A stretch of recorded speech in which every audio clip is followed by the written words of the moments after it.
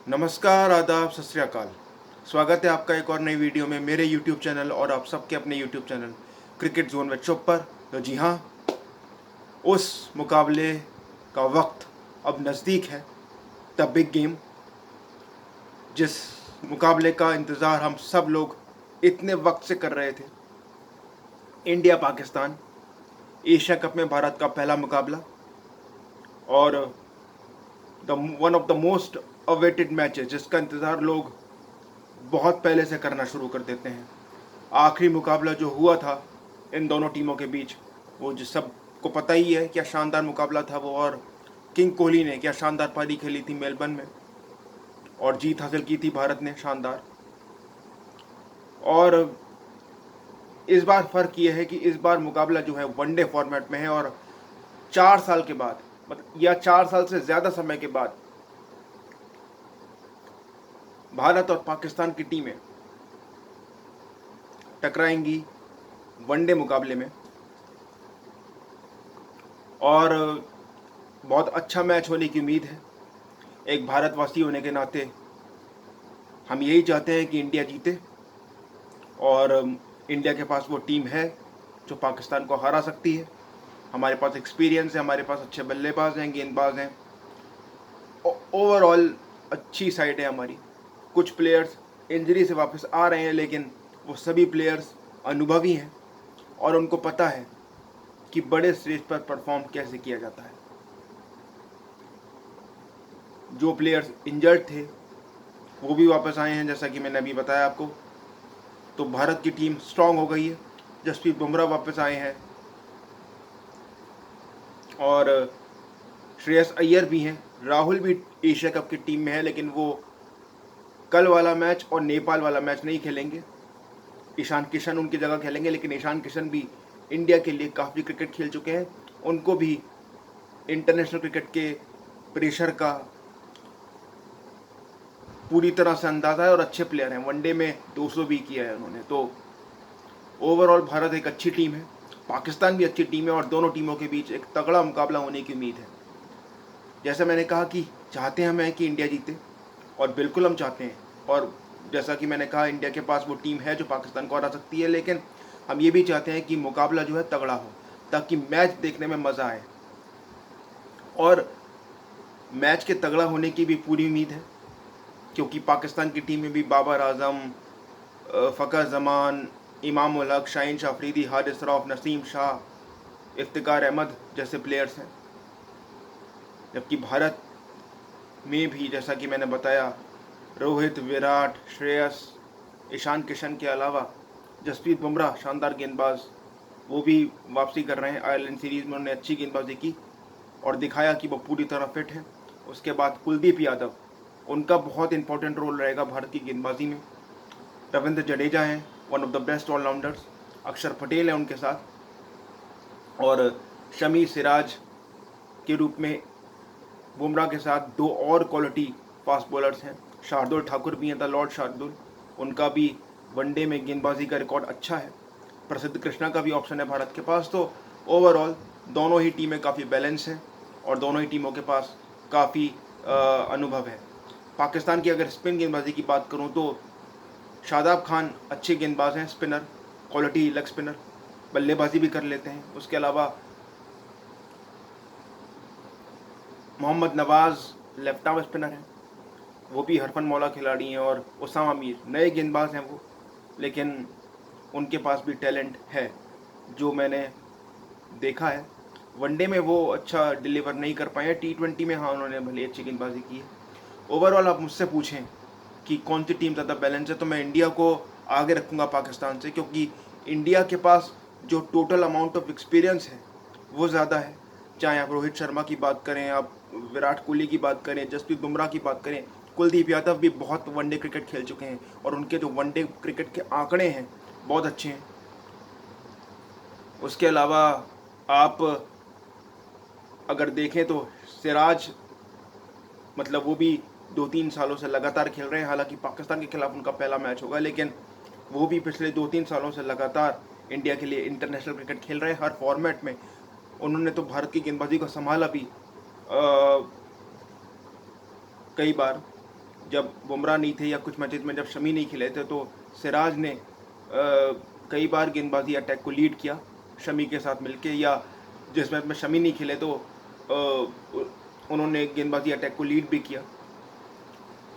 और शमी भाई का तो क्या बताएं आपको, 10 साल का बेहतरीन अनुभव उनके पास, उनकी परफॉर्मेंसेस हैं, वनडे फॉर्मेट में शानदार रिकॉर्ड है और क्वालिटी बॉलर हैं।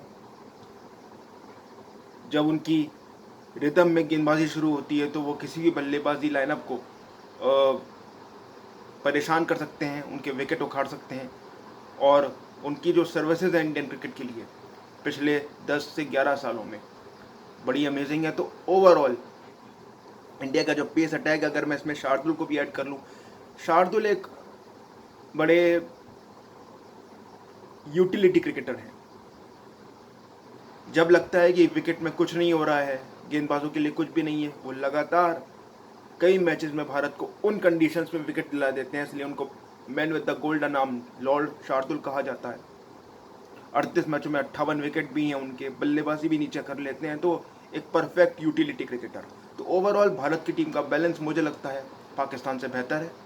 और अगर आप परसेंटेज वाइज मुझसे पूछेंगे तो मैं 60-40 इन फेवर ऑफ इंडिया बोलूँगा। पाकिस्तान को रूल आउट नहीं कर रहा हूँ, लेकिन इंडिया का बैलेंस मुझे लगता है पाकिस्तान से बेहतर है वनडे क्रिकेट में। तो अब अगर हम प्लेइंग 11 की बात करें तो पाकिस्तान की प्लेइंग 11 तो मुझे काफ़ी सेटल नज़र आती है। भारतीय टीम भी सेटल है, लेकिन भारत के पास ये सवाल रहेगा कि वो 3 पेसर खिलाएं या अक्षर पटेल का इस्तेमाल करें प्लेइंग 11 में, क्योंकि वो बल्लेबाजी भी कर सकते हैं। देखना होगा कि हमारे जो 3 सबसे बेहतरीन फास्ट बॉलर हैं वो तीनों एक साथ खेलते हैं, या मतलब वैसे तो पेसर सारे अच्छे हैं, लेकिन जो 3 जेन्युइन फास्ट बॉलर हैं, क्योंकि शार्दुल को हम एक बैटिंग ऑलराउंडर के तौर पर भी इस्तेमाल कर लेते हैं, वो हमारी इस टीम के चौथे सीमिंग फास्ट बॉलर हैं और अच्छे गेंदबाज हैं। मेरे कहने का मतलब ये कतई नहीं है कि शार्दुल किसी से कम है गेंदबाजी में, लेकिन जो हमारे front line 3 out and out तेज गेंदबाज हैं वो शमी, सिराज और बुमराह ही हैं। उसके अलावा चौथे जो हमारे जो गेंदबाज हैं वो शार्दुल हैं, जो बल्लेबाजी भी कर लेते हैं। तो बैटिंग के लिए भी उनका इस्तेमाल किया जाता है और गेंदबाज भी शार्दुल ठाकुर अच्छे हैं। तो ये देखना होगा कि जो हमारे फर्स्ट 3 तेज़ गेंदबाज हैं वो तीनों खेलते हैं, या हम बैटिंग को लंबी करने के लिए शार्दुल का इस्तेमाल करते हैं, जो अच्छी तेज़ गेंदबाजी भी करते हैं और गेंदबाजी विकेटें भी लेते हैं, या हम अक्षर को भी स्पिनिंग ऑलराउंडर के तौर पे खिलाते हैं। तो ये देखना होगा कि किस तरीके का कॉम्बिनेशन है। बल्लेबाजी तो हमारी लगभग सेटल्ड ही रहेगी। जो हमारे पहले 4 से 5 बैट्समैन हैं कि शुभमन गिल और रोहित शर्मा ओपन करेंगे, नंबर 3 पे विराट कोहली, नंबर 4 पे श्रेयस अय्यर, नंबर 5 पर हार्दिक पांड्या, नंबर 6 पे ईशान किशन। जी हाँ, ईशान किशन मुझे लगता है कि मिडिल ऑर्डर में ही खेलेंगे, ओपनिंग में नहीं खेलेंगे। और जो ओपनिंग पेयर है शुभमन गिल का और रोहित शर्मा का, उसको बिल्कुल नहीं छेड़ा जाएगा। जो लग रहा है मुझे वो ये है कि ईशान किशन नीचे बैटिंग करेंगे, क्योंकि खबरें ये भी थी कुछ दिन पहले तक कि शायद उन्हें ओपनिंग भी कराई जा सकती है, लेकिन मुझे लगता है कि वो मिडिल ऑर्डर में ही खेलेंगे और शुभमन गिल और रोहित शर्मा ओपन करेंगे। कुलदीप यादव नंबर 1 स्पिनर भारत के होंगे फ्रंट लाइन, क्योंकि जडेजा ऑलराउंडर है, अक्षर भी ऑलराउंडर है और शार्दुल को भी एक बैटिंग ऑलराउंडर के तौर पर इस्तेमाल करती है भारत, जो उन्होंने दिखाया भी है। गेंदबाज वो बहुत अच्छे हैं, जैसा कि मैंने आपको बताया 38 मैचों में 58 विकेट हैं शार्दुल के भी। तो शार्दुल जब गेंदबाजी करने आते हैं तो बल्लेबाज रिलैक्स नहीं हो सकता, क्योंकि जो उनकी परफॉर्मेंसेज हैं और जो उनको लॉर्ड शार्दुल कहा जाता है वो इसलिए कहा जाता है कि गेंदबाजी उनकी बहुत तेज़ नहीं है, 130-135 पे बॉलिंग करते हैं, लेकिन उनके पास एक क्वालिटी है कि जब गेम में कुछ नहीं हो रहा होगा शार्दुल कहीं ना कहीं से आपको विकटें दिला देते हैं। एट टाइम्स वो थोड़े से एक्सपेंसिव हो जाते हैं, लेकिन विकटें दिलवाने की क्षमता शार्दुल के पास है, और वो जो उनकी क्वालिटी है वो इंडियन टीम के लिए बहुत फ़ायदेमंद होती है। और हमारे जो 3 front line out and out fast bowler हैं, जिसमें शमी, सिराज और बुमराह हैं, जो तीनों ही 140 प्लस बॉलिंग कर सकते हैं, तो और शार्दुल भी हैं, फिर पांड्या का भी हमारे पास ऑप्शन है, वो भी हमारे पास ऑलराउंडर हैं। तो ऑल एंड ऑल भारत की टीम का बैलेंस बहुत अच्छा बन जाता है। पाकिस्तान की अगर मैं बात करूं तो पाकिस्तान का पेस अटैक तो बहुत ही अच्छा है। शाहीन, हारिस और नसीम उनके 3 first front line out and out fast bowler ने। चौथे सीमर उनके मोहम्मद वसीम जूनियर हैं, वो भी बैटिंग भी कर लेते हैं, जैसे शार्दुल हैं वैसे ही मोहम्मद वसीम जूनियर हैं। फ़हीम अशरफ उनके ऑलराउंडर एक तेज़ गेंदबाज हैं, जैसे भारत के पास हार्दिक पांड्या हैं, लेकिन हार्दिक पांड्या और फ़हीम अशरफ का कोई कंपैरिजन नहीं है, क्योंकि हार्दिक पांड्या की परफॉर्मेंसेस फ़हीम अशरफ से कहीं ज़्यादा हैं वनडे क्रिकेट के अंदर। लेकिन फ़हीम अशरफ भी उनके ऐसे गेंदबाज हैं जो गेंदबाजी भी कर सकते हैं और बल्लेबाजी भी कर सकते हैं। टेस्ट क्रिकेट ज़्यादा खेला है फ़हीम अशरफ ने। स्पिन गेंदबाज मैं उनको बताऊं तो उनके जो नंबर 1 स्पिन बॉलर हैं वो शादाब खान ही हैं, जो बैटिंग भी कर लेते हैं, अच्छी खासी बल्लेबाजी कर लेते हैं और गेंदबाज भी अच्छे हैं वो। तो ऑल एंड ऑल पाकिस्तान भी बैलेंस टीम है। पाकिस्तान के लिए जो चिंता का सबब है वो है फ़खर ज़मान की फॉर्म। फ़खर ज़मान ने पिछले 4 से 5 मैचों में रन नहीं बनाए हैं। अफगानिस्तान के खिलाफ सीरीज़ उनकी अच्छी नहीं रही, नेपाल के खिलाफ भी वो रन्स नहीं बना पाए, और इससे पाकिस्तान को नुकसान हो रहा है एट दी टॉप, क्योंकि फ़खर ज़मान एक ऐसे प्लेयर हैं जो इम्पैक्ट लेकर आते हैं पाकिस्तान के इनिंग्स में। बाबर आजम कंसिस्टेंट बैट्समैन है और वो तो one of the best batsman in the world, along with Kohli. Kohli भी one of the best batsman है और बाबर भी one of the best batsman है। कंपैरिजन नहीं कर रहा हूँ, कोहली बाबर से आगे हैं, लेकिन बाबर भी वन ऑफ द बेस्ट है और कोहली तो है ही किंग। तो जो बाबर आजम है वो सॉलिड बैट्समैन है, वो लंबी पारी खेलते हैं, जैसे उन्होंने नेपाल के खिलाफ खेली 150 की। लेकिन फ़खर ज़मान एक ऐसे प्लेयर हैं जो इम्पैक्ट से खेलते हैं। वो टेक्निक वाइज इतने करेक्ट नहीं है, लेकिन उनका इम्पैक्ट इतना ज़्यादा हो जाता है पाकिस्तान के इनिंग्स पर जब वो चलते हैं कि जिस दिन वो फ्लो में होते हैं पाकिस्तान 340 के करीब रन्स बना देता है, और उनकी बड़ी नॉक आती है, वो भी अच्छे स्ट्राइक रेट के साथ, और वो एक इम्पटिस प्रदान कर देते हैं पाकिस्तान की बैटिंग को जब वो चलते हैं। 47 समथिंग का एवरेज है फ़खर ज़मान का, 10 सेंचुरी है फ़खर ज़मान की वनडे में। इम्पैक्टफुल प्लेयर हैं वो, तो मैं उनको हाईली रेट करता हूँ, और बड़े मैच का प्लेयर भी कहा जाता है। इंडिया के खिलाफ उन्होंने 2017 के चैम्पियंस ट्रॉफी फाइनल में शतक बनाया था, जिसकी वजह से बाद में पाकिस्तान ने भारत को हराया उस मैच में। उसके बाद वर्ल्ड कप 2019 में भी 65 रन बनाए थे फ़खर ने इंडिया के खिलाफ। तो देखना होगा कि कल वो परफॉर्म कर पाते हैं या नहीं। मैं तो एज एन इंडियन यही चाहेंगे, हम जो एज एन इंडियन हम यही चाहेंगे कि वो जल्दी आउट हों, और बुमराह उनको आउट कर सकते हैं, और मैं तो यही चाहूँगा कि फ़खर भी जल्दी आउट हो जाएं। लेकिन एक डेंजरस प्लेयर है फ़खर ज़मान, और इसमें कोई डाउट नहीं है। मैं उनको हाईली रेट करता हूँ, मैं उनके गेम को बहुत डेंजरस मानता हूँ, और मेरे लिए वो एक मैच विनर है फ़खर ज़मान। तो पाकिस्तानी मीडिया में भी मैं सुन रहा था फ़खर ज़मान की फॉर्म की काफ़ी आलोचना हो रही है। ये भी खबरें हैं कुछ जगह कि अब्दुल्ला शफीक को ओपन करवा दिया जाए बाबर आजम की जगह, सॉरी फ़खर ज़मान को टीम से हटा के। लेकिन फ़खर जैसे प्लेयर ड्रॉप नहीं होते हैं, क्योंकि वो ऐसे प्लेयर हैं जब वो चलेंगे तो एक अटैकिंग स्टार्ट दे देंगे पाकिस्तान को, तो एक इम्पैक्टफुल प्लेयर हैं। तो मेरे हिसाब से तो उनको टीम में होना चाहिए, और वो होंगे भी। फ़खर का रिकॉर्ड है बड़ा अच्छा, तो उनको टीम से इतनी आसानी से नहीं हटाया जा सकता, खासकर कि वनडे क्रिकेट से। उसके अलावा भारत की तरफ से बात करूं तो रोहित शर्मा और विराट कोहली से तो बड़े स्कोर की उम्मीद है ही। शुभमन गिल से भी हमें एक बड़े स्कोर की उम्मीद है। ओवरऑल उन्होंने 2023 में वनडे क्रिकेट में धमाल मचाया है, डबल सेंचुरी बनाई है, सेंचुरीज भी बनाई है, T20 में भी सेंचुरी बनाई, टेस्ट मैचों में भी सेंचुरी बनाई है। वेस्ट इंडीज़ का जो टूर था वो उतना अच्छा नहीं रहा था उनके लिए, मतलब 250 बनाए थे उन्होंने दौरे पे, लेकिन जो उन्होंने अपना स्टैंडर्ड बनाया है पिछले 1-1.5 साल में, उससे मतलब वैसा नहीं गया था वेस्ट इंडीज़ टूर उनके लिए। लेकिन अच्छे प्लेयर हैं और श्रीलंका की कंडीशंस राज आएंगे उनकी बल्लेबाजी को, मुझे ऐसा लगता है। तो शुभमन गिल से भी पाकिस्तान को बड़ा सावधान रहने की ज़रूरत है। उसके अलावा श्रेयस अय्यर इंजरी के बाद वापसी कर रहे हैं। वनडे क्रिकेट में उनका जो रिकॉर्ड है ओवरऑल बहुत अच्छा है, 48 की एवरेज है उनकी, 14-50 हैं, 200 हैं उनके। तो स्पिनर्स के खिलाफ अच्छा खेलते हैं, देखना होगा कैसा परफॉर्म करते हैं।